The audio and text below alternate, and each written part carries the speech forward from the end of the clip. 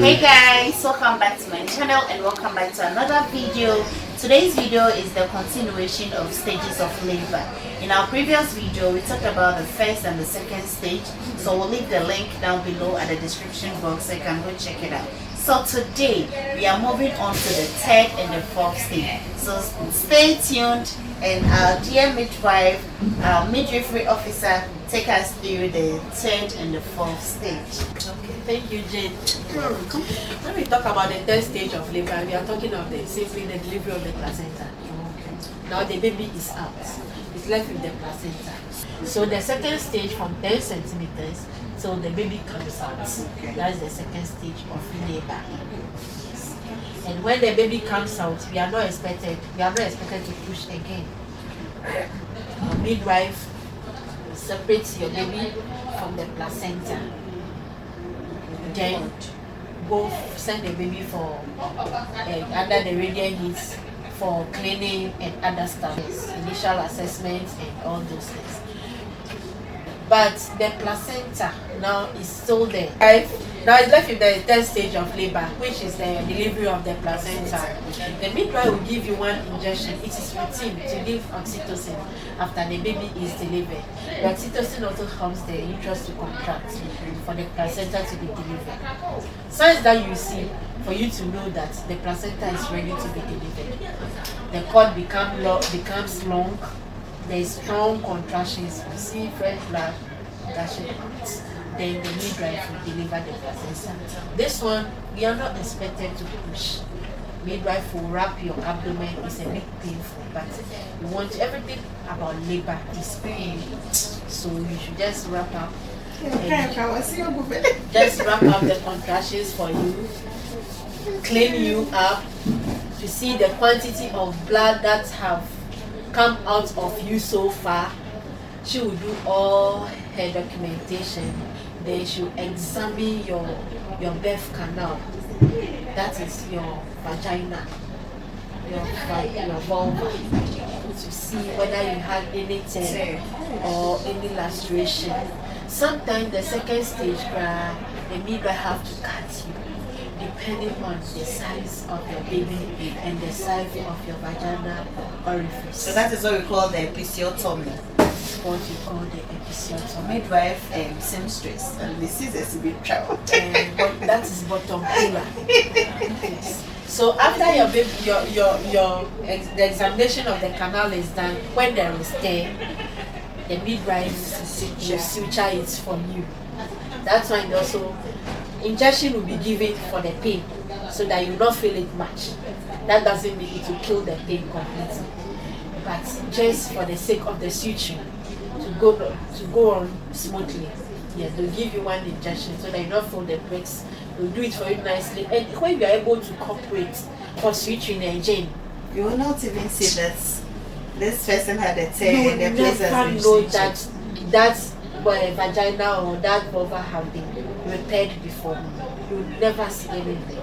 But in a situation whereby your buttocks have become umbrella, you are swinging it like this. Oh no, you have a very terrible vulva. Yes. Sometimes you not even complete the switching, but because the person is not complete, you just leave it like that. That's why it's not bleeding. And if it is bleeding, you didn't allow, your midwife will insist that you have to suture, because if you didn't suture, you will bleed. And postpartum bleeding causes death. So they have to suture. And you use you. So they have to suture. So they'll give you injection for you to cooperate. They suture it nicely for you. And in fact, bear in mind that when your husband goes there next time, your husband will say, these midwives, they are really good. I trust my midwives. They are really good. We call it knitting for you. Nice one, of course, too. Alright, so that's in the third stage, right? That is the third stage. And the fourth stage of labor is the monitoring stage. It's also very vital in midwifery practice. When you have finished delivery, so many things can happen after your baby. It doesn't matter how healthy the mother is, even in the second stage. You go to the postpartum room and the story things differently. So there we monitor you very well closely. We monitor your vital signs, your BP, your temperature. We monitor the baby too as well, and we monitor bleeding. Bleeding is very important in postpartum management. So that's where we expect you to be changing your pad. And some of them, because of the pain, they wouldn't even like to even change the pad and then urinate. Yes. And after delivery, the midwife will tell you that you should urinate regularly. You see, if you urinate regularly, the space between the bladder and the uterus is closed. The bladder is the midwife's enemy. The bladder is the midwife's enemy. So any bladder that is full, we have to empty it. We don't leave it at all over there, because when the bladder is full, it prevents the uterus from contracting. Oh, okay. The uterus cannot contract. We expect every uterus to contract and go back to its normal position. But if there is a bladder, you see that the uterus will be hanging out there. And if the uterus is not contracting, meaning the vessels there are still open wide. So that causes the bleeding. So we want you to urinate regularly. Sometimes the person will tell you that, you see, because of the suturing or because of the pain, she don't want to urinate. But still, we insist. Sometimes if you realize that still you are not cooperating, that's when we bring in the catheter. We retain the catheter for you so that the urine will drain on its own. Yes. So we monitor bleeding reports. So postpartum, urinate frequently, change your pad, take time, at least after 6 hours, take your bath, clean yourself with warm water, come back, change your bed mats.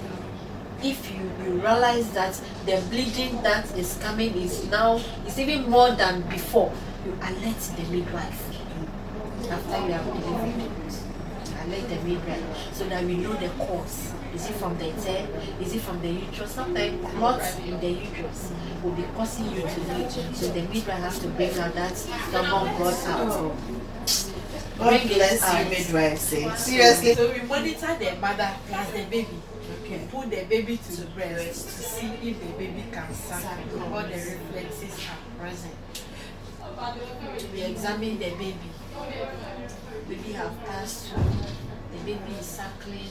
The head, any abnormality, any cut somewhere, anything, the genital area. Sometimes you see a baby, you realize that you can't identify whether it's a male or it's a female.